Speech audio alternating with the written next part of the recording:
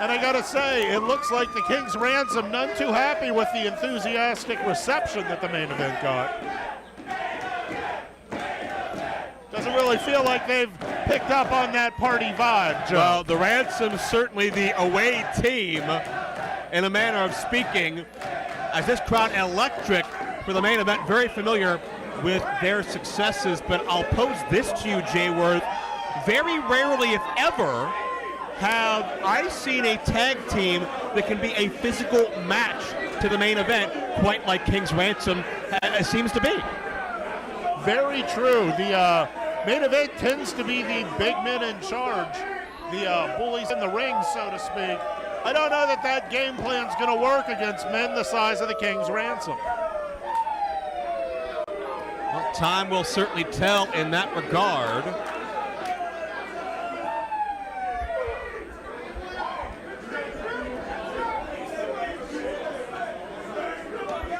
As we see the calm before the storm, a little bit of a rock, paper, scissors game. I'm not sure what the preference would be as far as, do you want to start out with Duke or start out with Ganon, man? That's 6 of one, half a dozen of the other. Yeah, it's like, would you rather be shot by a Desert Eagle or by a 357? I believe that is Leonis in the ring to start out for the King's Ransom. And that is Pro Wrestling's All-Star, Ganon Jones Jr., starting out for the main event. Ganon is the quicker and more agile of the two, but he's always got that playbook on the forearm, Jay Worth. Well, it's good to have a strategy.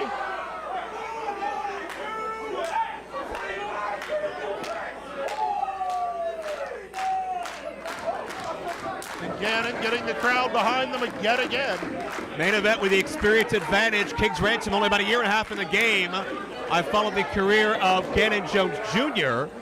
for about the past 4 years now, and Duke Davis came up right behind him. Ganon about 4 or 5 years, Duke just a little bit under that, as we see a little bit of feeling out process, but you notice the hesitation, you notice the tentative nature on both of these teams. They know that's respect, that's knowing what your opponents are capable of doing and wanting to not make a mistake at all costs. Well, you look across the ring and you see a man that size. Even if you are approximately the same size, you understand just what someone that big is capable of. You don't want to just rush into them. And again, this is going to be an interesting situation as far as strategy, because both men love to overpower. They love to smother their opponents with offense. That may not be the case this time around for all of the above. It's very even keel. Definitely. I would say both teams are going to have to adapt from what they're used to if they want to pick up a win here tonight at WrestleRex. And we've talked about the lion puns, Jay Worth. I think the best word, as a nice takedown by Leonis, the most operative word for all these four is dominance. They love to showcase their dominance. They love to show that they're the baddest guy on the block, and we'll see who gets a chance to live up to that reputation that both have earned in different parts of the country. Timeout. Tag. But I'm hesitant to say he's a little shocked, but I think Ganon Jones Jr. wasn't expecting to get knocked down there. Oh, and a tag. Tag to Maximus. The chance of Duke come out. And Duke hit right in the midsection. And Duke is the metahuman. He's a shade under 6'6". He can do things no other physical specimen in this area can do, but gets shut down right away by the brothers Khan. And again, this is the, this is not the type of match that the main event is used to wrestling. Not the least. And the main event certainly, again, have been on the radar of many top organizations. They've been around a 5 or 6 state radius, honing their craft. You may have seen the main event. They were on the very first Blackcraft Wrestling show. A hard knife edge chop. Stunts Duke Davis for a moment, but a double handful of hair, and now the metahuman gonna show what he's made of. Oh, I heard the impact up here, Joe. a deep, hard thud upon impact with Leonis. Tag back into Ganon Jones Jr. Jones Jr. about 6'5" in his own right. Hard shot. And just punched the skull of Leonis. Oh, a little bit of T-bone, was that? Post for the crowd. Let them know that they're ready to play ball now. Reversal and shot from behind by Maximus. Ganon Jones Jr. did not see that coming. Realizes it now, and this could create an all-important distraction. As you see, Maximus creates the diversion once again. TME been outsmarted here. Leonis with Duke now on the outside, double team on Ganon. Up and over and just pulled that throat right down across that top rope. I say rope, but really it's a cable. Yeah, tightly enforced, certainly whiplash-like effect anytime contact is made. And Kings Ransom now, both men in the ring, come on referee, do something. Are you gonna try and tell either of those men what to do? Well, that's not my job. No, but look at them. I'd expect the Zebra in the ring to have some kind of institutional control here, which thankfully he does right now, but still being manipulated because behind the back of the official, Ganon getting choked. Well, you can only control one man at a time. Well, you're quick to defend the King's Ransom, and I know they come in with a lot of hype and a lot of credentials, but they could set the entire eastern half of the United States on notice with the successes of a victory here tonight. We talked about Blackcraft for TME. King's Ransom has appeared in OVW, in addition to all over Las Vegas and surrounding areas. And again, you look at those mentors, masters of psychology like Al Snow and Jake Roberts. Certainly they came in with a game plan. Oh, absolutely. And let's make no mistake about it, the win against TME, should they get it, would definitely put a pin for them in the map on the East Coast. Open things up here for them. Oh! And a big jumping shot right to the head of Ganon Jones Jr. Yeah.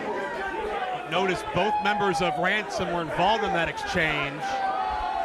And Duke Davis has had enough. Duke's temper is getting the better of him, and then only opens the door further for the King's Ransom double team. I'm not defending it, I'm just saying it's effective. Crowd coming alive for TME. You would not want an angry, ticked-off Duke Davis looking at you. Look at Ganon elevate his opponent. Had that leg hooked, might have been going for a back suplex. And again, taunting Duke Davis. You gotta have a pretty strong sense of self-worth and determination to think, I'm gonna taunt Duke Davis and get away with it. At least enough confidence to believe that Duke won't get another chance in this matchup legally as Ganon fights out of the corner. But again, from behind, that's Maximus, and oh, Leonis just struck his younger brother. Can Ganon find his corner? Oh, Leonis working toward it. Hold it, hold it. Oh, 6'5" Inzaguri. He's almost there. Pro Wrestling's All-Star makes the tag. The mood swings now. Big clothesline, back elbow. Up. Marching him around. Raw power. Straight up intensity from the metahuman. That is a long way to come down for a power slam. Duke Davis is 6 foot forever tall. This crowd recognizes the power Davis possesses. This could be it. Main event signature maneuver. Ganon go for the drop kick, but got cut off. Main event have won many championship matches that way, but the brothers Khan are a step ahead. Davis up. Oh, that's called the King's Landing. And that could be the end for the main event. And they're wasting time. They should be going for a pin right now, Joe. Could this be all? Ganon the interruption. To your point about taking too much time, a locked cover on top of it, you don't ever want to underestimate the main event. They heard the crowd. They wanted to make a point. They just should have made it a little quicker. Oh. And now huge strength to get Duke Davis up. A near 6'6" man on his shoulders. Ganon interrupts the double team attempt. Duke escapes. Wait a minute. Got it that time. High chop kick spinebuster. Duke on top. Main event victorious.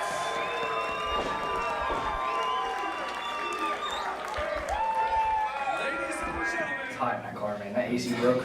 Why did the AC break? Why now of all I don't know. It's your car. What's up, boys? What's up, Hammer? Haven't seen you guys in months. I know. Still, brother. This whole virus thing. Horrible. I know.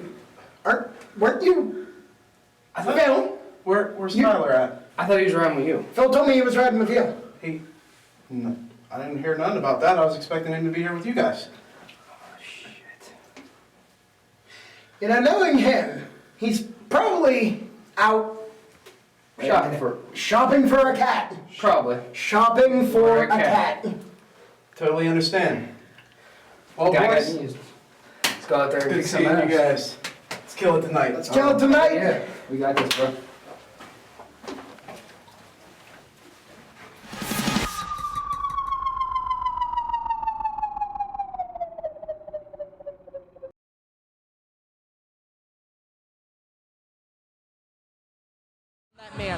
In that man's hands, everywhere. A lot of gold. I don't ever think we're going to see gold around the waist of Jordan Styles. And Jordan Styles has been on a losing streak. Well, when it comes to RWA wrestling, of course. We'd have to get belt extenders. Doc, you want to get together? I'm sorry. But what I'm going to say is this. This crowd has no love for the Emmy Award-winning Jordan Styles here. Weighing in at 246 pounds, he hails from Lake Forest Green,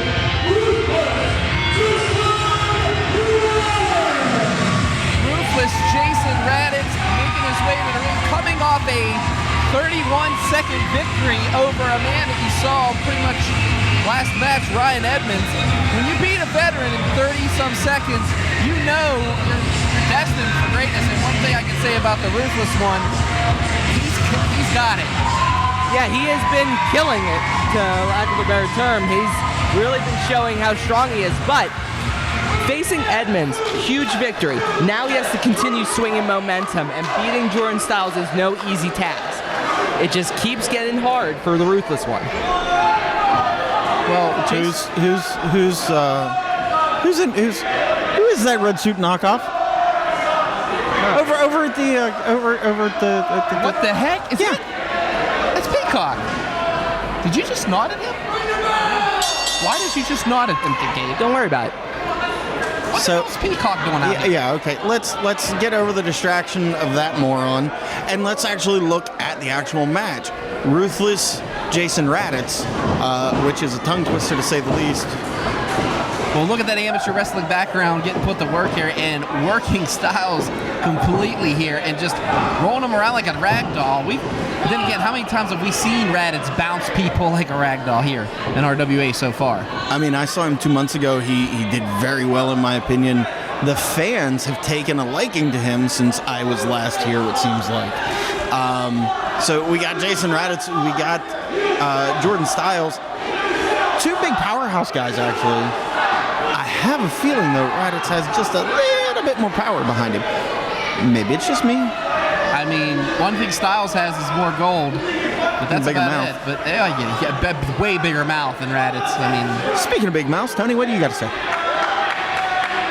I hate you, is what I have to say. Oh, that's nice. Look, I want to show something here. Both of them are very similar in size, so this could actually be a strength versus strength matchup. We all know Jordan's strong and smart. well, Styles there trying to go for a test of strength, and now trying to stop this powerhouse, which is Jason Raditz up and over. What a backdrop that was! And now Styles is a little bit up. I guess we're gonna go to Plan B. I mean, I think this is going to be like Plan C or D at this point for him. You got a point there. Hey, Doc, I got a question. Who's the guy in the striped shirt? That would be the referee, and I cannot... Wait, hold on. Oh! Beautiful amateur backs takedown by Jason Raditz. Sorry, I'm taking. Yeah, I heard him scream. Okay, he screamed almost as loudly as Tony did earlier. That threw me off a little bit. Big leg lariat, and what a beauty landed by, and it's up in hashtag hip toss, and a beauty. Can you say that with any more inflection? Hashtag. Yeah, sorry about that. Hashtag hip toss. There. Oh, did you see that? Utilizing the referee and just kicking it. I think we might have a hamstring pull or something. I mean, Styles just injured the leg of Raditz. And then again, I mean, Styles has found something to dissect. It's smart, actually, because if Jason Raditz is so strong, strength comes from the legs. He's just cutting the tree down right at the base. Yeah, one thing is for certain, you can't destroy evil. You can't destroy something that's powered by evil. Jason Raditz, man, I mean, he is just an ongoing machine, you know. But I haven't seen this before. I mean, Styles has found something, and right now Styles is he's going at that leg. You're really gonna pin somebody like that there, Styles? Come on. Raditz cannot move that leg, though. I mean, Styles has found something. He has found an attack point here in this matchup. After those shoulder tackles in the corner, now he's working on that leg, on that hamstring again. He attacked the leg. I will say, Tony said it earlier, I have to give him credit. Hold on, wait. We're going for, only a 1 count. And he just threw him on top of the ref. Did you anybody see that? But there was something interesting about that. You saw Jordan Styles hook the injured leg, which means he's going to continue targeting that to try to cut down the base and make him have to exert more strength on that. Beautiful DDT, though. Into the cover, 2 count only. He didn't hook the leg, Doc. He did not hook the leg, and I mean, what a DDT that was. I mean, did you see Styles very fluent?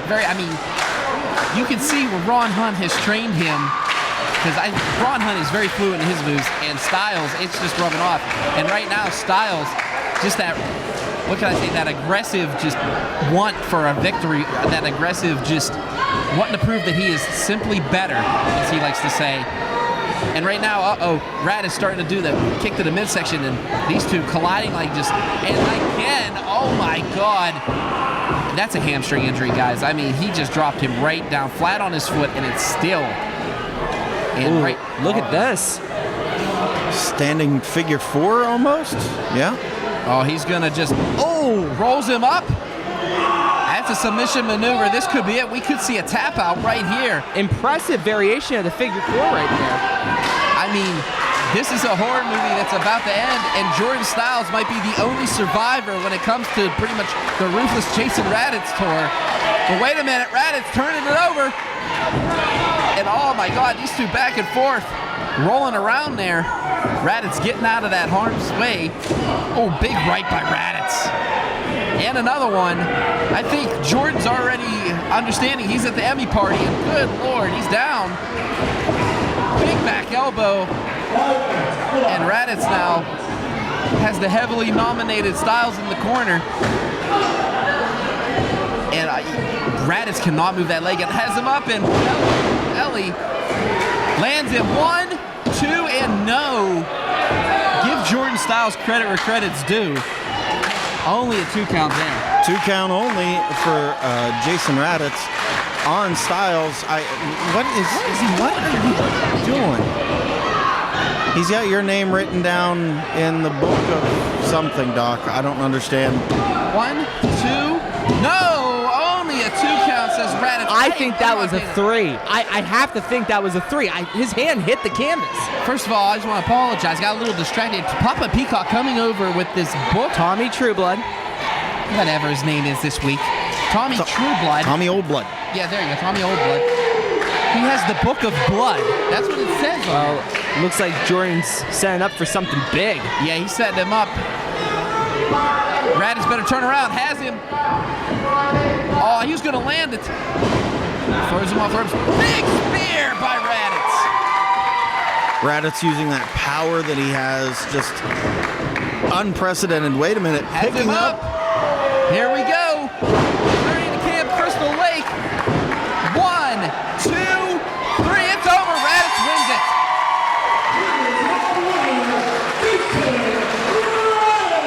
And if you noticed, Jason Raditz, as he had Styles up on his shoulder, was standing on one leg. My God, how impressive was that? The Raditz victorious landing, pardon my language, the final chapter is what that's called, and landing it right on Styles, and the ruthless one. Prospect Pro Wrestling.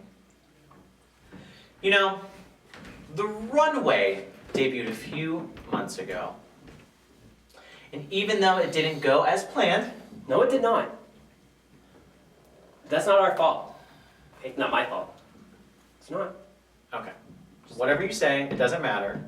Because we are here to show why we are the premier team in Prospect Pro. So this is a warning to all of you tag teams out there. One by one by one, we are going to take you down until we get a shot at the tag team championships. And it doesn't matter who the champions are, because we are going to be victorious. And by the looks of the rest of the competition in the tag team division here, there is no competition. There isn't. And we are going to have those titles around our already golden waists. So Prospect Pro Wrestling, get ready for your new tag team champions.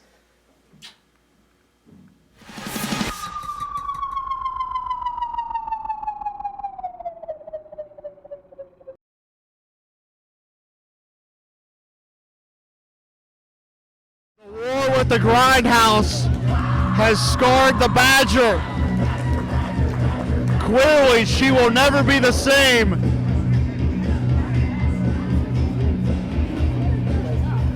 And hatred is a hell of a motivator, Paul. That is for sure. And I'll tell you what, during that Rise Grindhouse contest, Badger was literally knocked out. And we haven't seen her in this building since then until last event. And this is an entirely new young lady. Usually she was a very positive force with the Badger tribe. She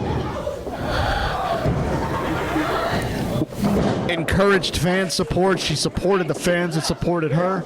She's on a completely different wavelength right now. She may never be the same again. I doubt she ever will be. As the fiercest female in Rise, raking the skin off of the back of the torso of Noir.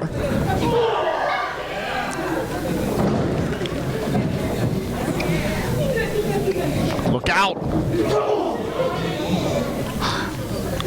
And Paul, this is such a different look at the Badger that we've seen in the past. This crowd almost has a concerned hush over it. Yeah, nobody knows what's going to go on here right now. And you know, like you said, we've never seen Honeybadger in this frame of mind before. You know, Paul, Badger made it clear when she got put out back in August that she would come back with a vengeance on every member of the Grindhouse. And she has an opportunity to make good on that promise. But the dangerous side of Noir can just not be understated. No, not in the least bit. This guy is as dangerous and macabre as they come.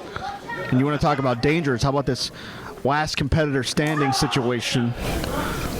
Hey, I've been in this exact very type of match. And last man standing. What's your strategy? You got to knock your opponent out. I'm using it as a general term, by the way. I understand the Badger. Right.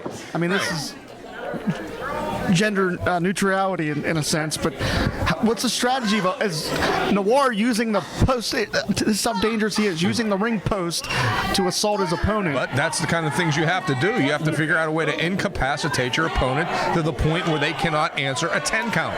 So what's your strategy here? Well, if you're in this matchup, I'm just going straight at him. I'm hitting him with everything I can, anything I can. Yeah, blows to the head, why not? Concussions, who cares? Knock him out. And you heard that thud to the sternum of Noir. And one thing I can tell you, like I said, I have been in last man standing matches, and they will change you. Well, the Badger has already had her psyche challenged by this war with the Grindhouse. Look out. Oh, God. Look out. Noir doesn't see her. And where's she, Paul, where's she going? She's just like eerily stalking Christian Noir. I've never seen the side of Honeybadger before. Oh, God. Like a kamikaze off the apron launching herself at Noir. And think about it, Paul. In a standard matchup, you can get a quick win with a roll-up with an inside cradle for a 3 count. In this situation, you have to meticulously beat your opponent to the point that they can't answer a 10 count. Exactly. Do you realize the amount of punishment? Well, I'm sure you do, obviously. But the amount of punishment that you have to inflict on an opponent to keep them down for a 10 count? You have to. You almost have to make it so they're unconscious. Have to be, exactly. That's the word I was going to use. Unconscious. You've seen it in boxing and mixed martial arts when someone is knocked out, the detrimental effect it can have to the rest of their career. I mean, this just shows you the depths that this war has gone to. We're in an age where everybody's aware of head trauma. Everybody's aware of concussions. And these two are in a match right now where this is the object. Create as much trauma to the head of your opponent and knock them out. And Badger may not be able to stand after her lumbar region racked against the apron several times, but she's still on her feet. So referee George will not start a 10 count. You have to be off your feet for that count to even begin. And Paul, as far as someone getting knocked unconscious, as I said, that can change the entire path of someone's career. Sure. To borrow an example from mixed martial arts, when the legendary Chuck Liddell suffered a few knockouts in a row, his career went south quick. That's it. Head injuries, as we've come to know, are nothing to joke about. Gone are the days of just walking it off. But again, this type of match encourages that. And that's how violent this rivalry has gotten. But for the first time ever that we've ever seen, someone got inside the sick, demented mind of Christian Noir. Someone was playing head games with Noir. Some turnabout is fair play. And that's exactly how Badger got this match signed with Noir. She got inside his head. She went somewhere where nobody has ever gone before. And that's a scary place to be inside the cranium of Christian Noir. No, I wouldn't want to be there. But she got him to agree to this match. Oh, man, look at Noir trying to gouge out the eye. That's sick. He's trying to gouge the eyes of the Badger here.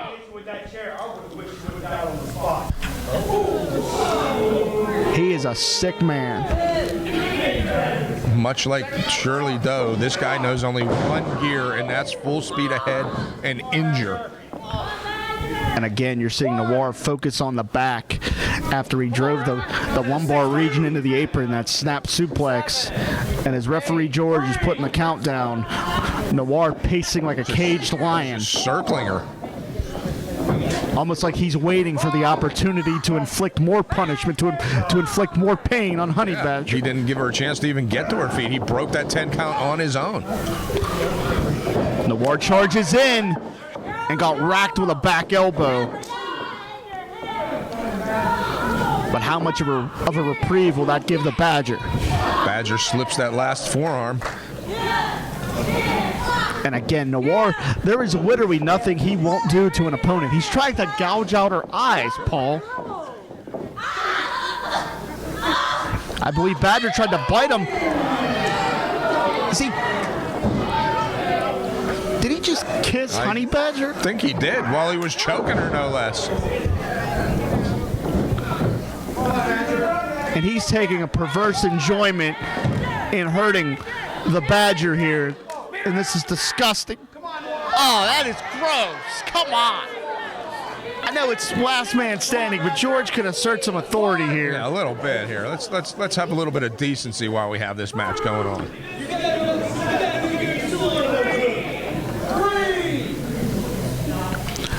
The pleasure that he takes in doing this is disgusting. And let's not forget, he has sat at the tree of knowledge of Shirley Doe over the past years. And that's a demented altar to sit by, I'll tell you that. And you can see that right now in Noir's demeanor and the way he's approaching this match.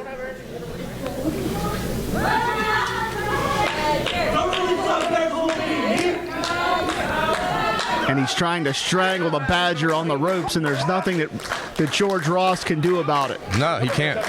He can pretty much decapitate her with that cable. And being boxed in the corners where you don't want to be against Noir.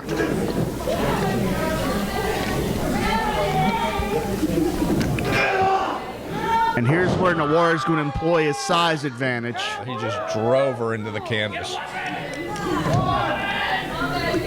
Now what's Noir doing out here?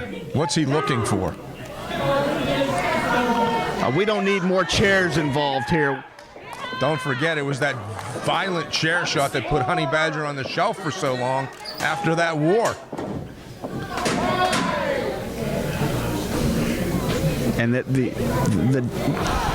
the danger here is I'm getting very, very uncomfortable right now.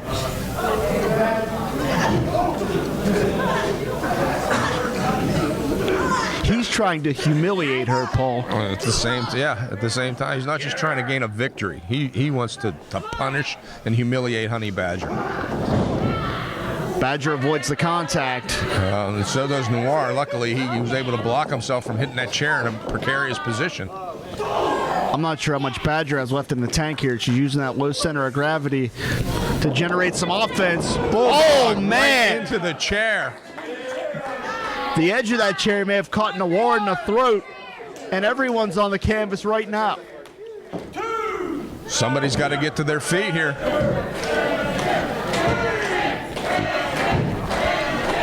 This is scary, Paul. The level of violence that the Grindhouse has inflicted on what should be a celebration of Rise has been unsettling, to say the least. In these past two matches, the Grindhouse has definitely brought this house down. Badger now fighting back with those clotheslines, continuing to knock Noir right off his feet. Look out. What's she going for here? Back suplex. Noir bounces off the canvas.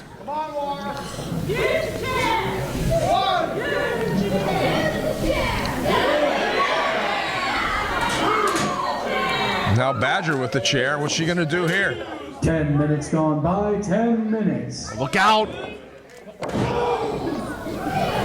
She just nailed him. And he may be out cold. I can't tell from our vantage point.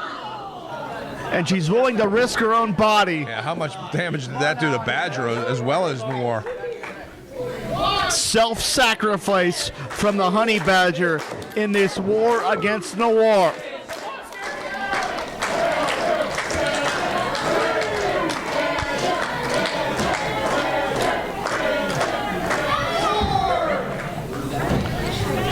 Badger, I believe,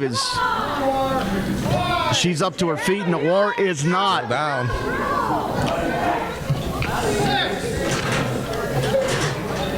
And Badger, I believe, is. She's got that chair set up in the corner now. Noir is back on his feet. She's trying to go for her next step here.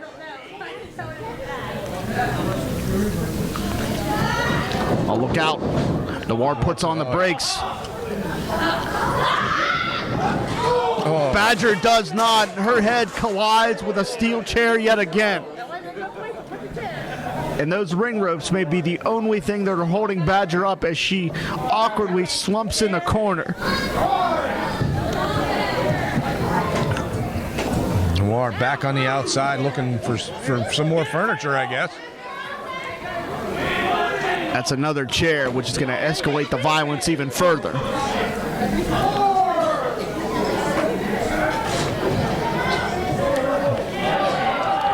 Paul, I'm concerned here. 5 count now. I'm concerned here because Noir's not finished. Badger finally starting to stir. No, back down. Now, Noir just broke the count, and that tells you the story, Paul. He wants to end her career. What's he doing? He could have won the match there. I have no idea what Noir's doing at this point. This guy's completely lost his mind. He wants to put the Badger out of professional wrestling. Well, that's obvious. Badger could be fighting for her career in there. Noir purposely broke up the count for the chance to hurt Badger even further.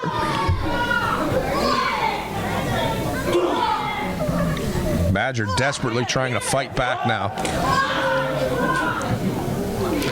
This is a dangerous spot. And I'm telling you, I'm really concerned with what Noir has planned here.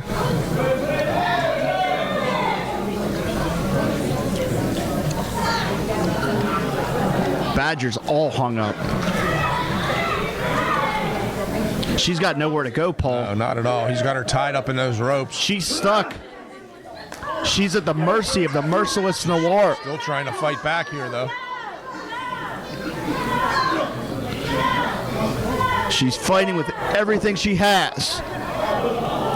Wait, she's got him. Noir fighting back, though.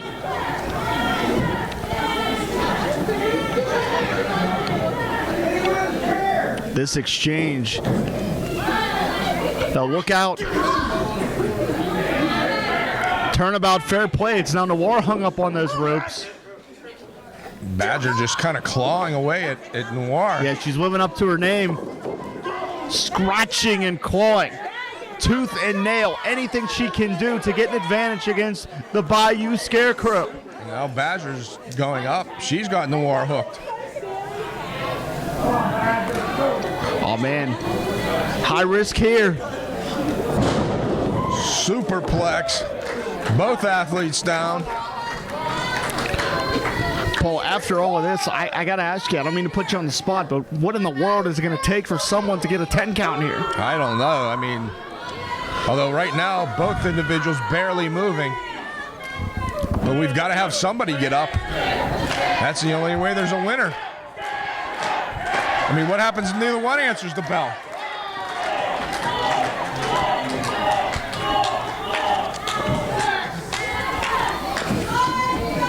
Badger using those ropes to will herself to her feet.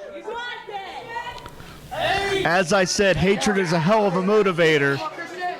And that motivation brought Badger up to her feet. Noir using gravity to get back to his feet. He just rolled himself out to the floor, and thus he was on his feet by a technicality. Gravity was Noir's best friend right there. And you can see the frustration, the exhaustion on the face of the Honeybadger.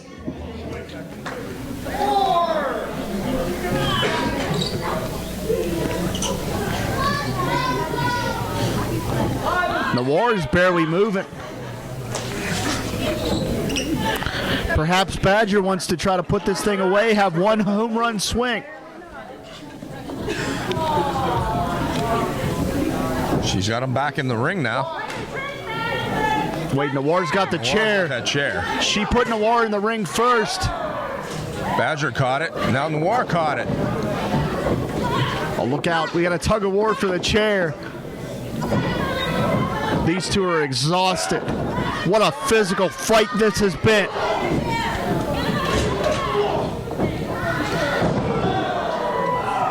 She has the stunner, but Noir's still on his feet. He's wobbling. And she's going to try to chop Noir down. If she goes after those knees, he's not going to be able to stand. He won't be able to reach the 10 count.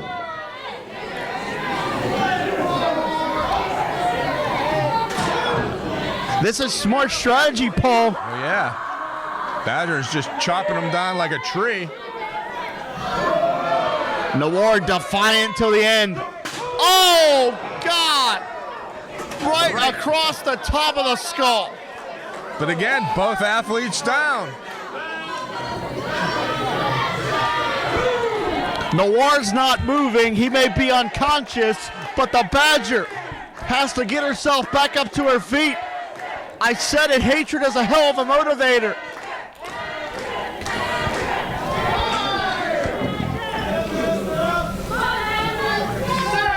Badger now crawling up on the Noir's ropes. not moving. If Badger can get up, she has is this on her thing feet. won. She's up. Noir is not. Badger has gotten to her feet. Noir has not moved since that shot to the head. And that's it. The winner of this match as a result of a knockout, Honeybadger!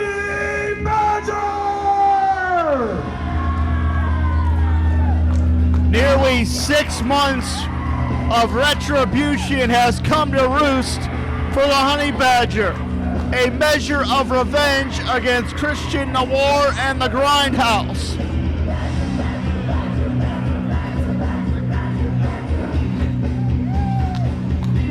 The Badger is back.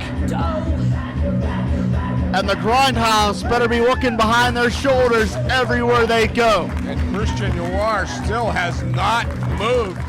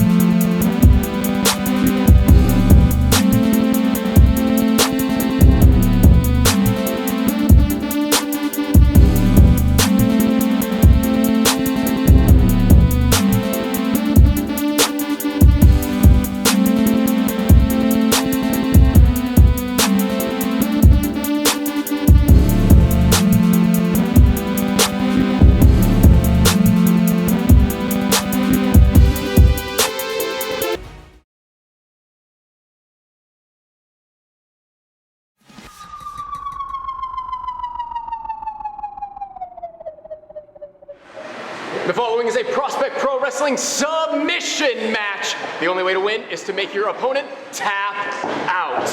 Introducing first, from Boone County, weighing in at 230 pounds, this is Death Proof Bronco McBride.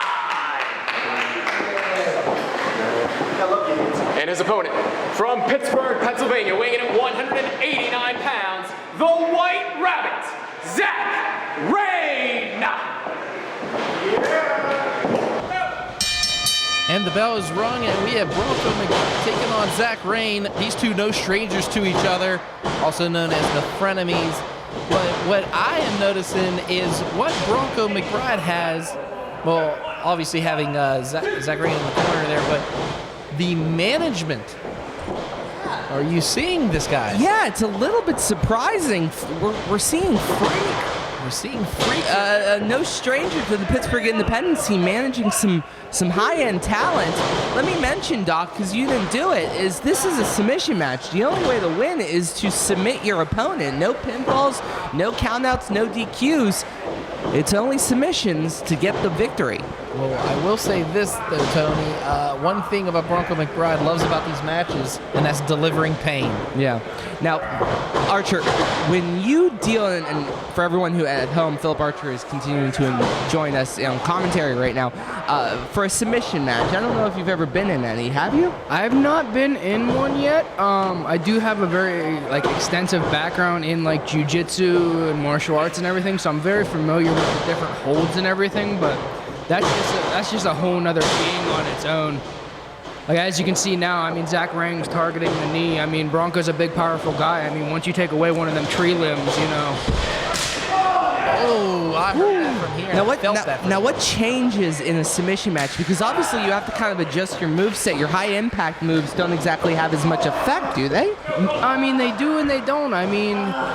It all depends on like what your game plan is going in. I mean, if you're doing spine busters, big stuff like that, targeting like the back, the ribs, and you have a couple good submissions up your sleeve targeting them areas, I mean, you don't really have to change it that much. But I mean, if you're not a big technical guy, I mean, that's a whole nother being on its own if you're not used to the submissions. And speaking of technicality here, I mean, my God, did you guys see how Zack Rayne just reversed it and pretty much gave Bronco every shot?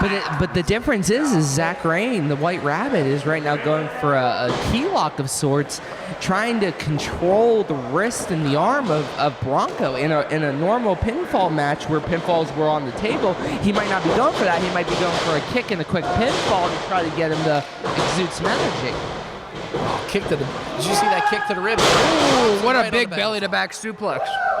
Good Lord. Good call. I was just going to say this. Here we go. Here we go. Freak needs to keep his my a big Saito. What else is new? What? No. All right, well, Tony Kincaid Screw has this mustache looking freak. Tony, I'll buy you a six-pack later. I got you. Thank you. What a jackass. Who would love Have such you a heard what he man? said about the hospital? Okay, so back to the match at hand. I've said nothing but good things about you guys, for the record. I trust Doc. I mean, no, that's not a good idea. Do I need to jump this part of the table, Tony? Well, check Facebook. Just watch Facebook, bud. And back to the match at hand. Bronco McBride now. Dropped the elbow. And Bronco McBride delivering the pain here. And the White Rabbit might be in trouble, guys. I mean, he raked his eyes like Freddy Krueger. It was insane. Well, Bronco's look at that. Look at those wild eyes. The problem is Bronco's insane without anyone from the three-ring circus that is the Freak Show. Bringing Freak into the mix is kind of it's kind of turning the dial up to 11 on Bronco. Oh, absolutely. But if you think about it, also Bronco is trying to start his own faction here, of course, with Chase Gold and Isaiah Wolf, and bringing Freak in. Yeah. To lead the That's actually a scary concept you just came up with. I don't like any of them guys, to be honest. We know that for a fact. We've seen how you feel about those guys. But do you guys see the red marks on not just Zack Rayne, but on Bronco McBride as well? These guys are beating the holy hell out of each other. What a clothesline by Bronco McBride. Big lariat right now, just delivering it right to Chen. And now he's choking him. Man. Of course, that's not a submission. Yeah, no, the choke is illegal in all but no DQ matches. You cannot submit someone with a bare choke. Absolutely. But, oh boy. But this is illegal. McBride's mind is working, and that is when he is the scariest. He has one arm locked in the back, and now he's just stretching and contorting, and holy shit. Talk about a human horror show here. That's sort of a half bow and arrow lock right there. Yeah. Bronco McBride, not only just death-proof, but death-given. I mean, wait. Bronco looking for the single leg. Oh, that's in there deep, Tony. I mean, he is right on the lower back, and he is just retching and scraping that leg. Pulls him to the middle of the ring away from the ropes. All Freak can do is watch. Bronco has to get weight off of his back. Get his leverage back. Got to the ropes. Got to the ropes. Smart move by McBride, but McBride clinching that leg. The damage has been done by the White Rabbit. And I apologize to you, Philip. You were saying the exact same thing. He was trying to get leverage off of his back, his lower back, to try to alleviate some of the pressure. And right now, up and delivers it right in the corner. That's not a submission, but that is effective. That destroys your ribs right there. And White Rabbit's in trouble. That's one scary thing about Bronco. Out of nowhere, he can just pull up that deep down gas tank and just out of nowhere. And here comes Freak. Here we go. Here we go. Freak sticking his nose where it don't belong. Who invited this guy? I did. I invited him. Thanks. To be honest. Thanks, Tony. Appreciate it.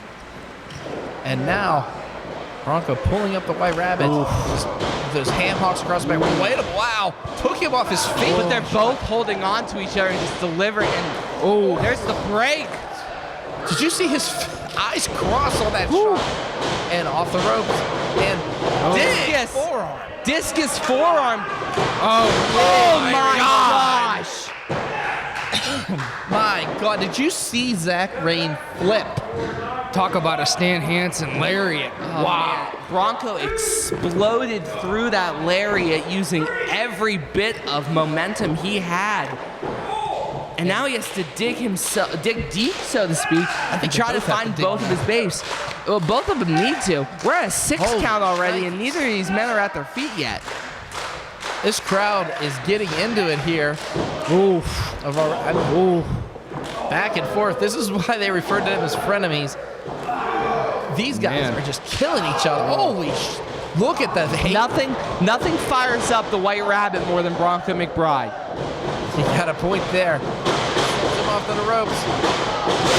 Ooh, big lariat of his own. Ooh, another one. Bronco in trouble here. But then again, guys, remember, they're softening each other up. Who is going to get the first submission move here? Low kick. Swings over. Tornado. Missed it. Oh my God. Big flying leg lariat right to the face.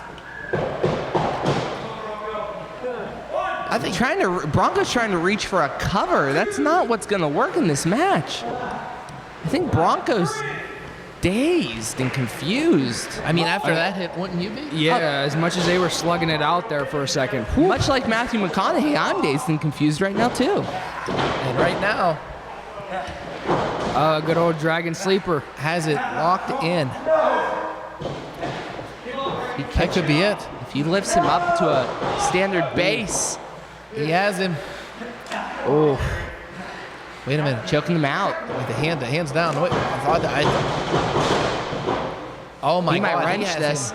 He might wrench this. Ooh. Oh no, that's wrench, Tony. That's already locked wrenched. in. That's in there deep. Wait, but he lifted him up. Rolls him up. The roll up. Oh wait. Oh, he's going back to that leg. He's going back to that single leg Boston Crab. Same locked in. Same leg, same lock. I mean, he is pulling back, guys. Oh, wait a minute, though. Oh my gosh, no, it's like a modified like calf lock. Yeah, like a calf lock, heel lock. Yeah. He's now punching the calf. He has it locked in, and there's the tap. Bronco taps.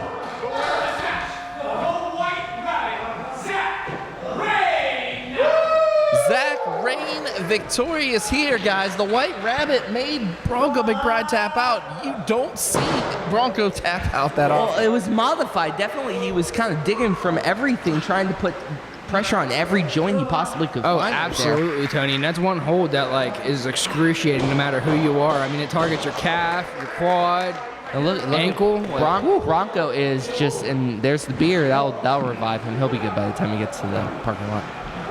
Oh my God, what a matchup, guys. Good job, guys.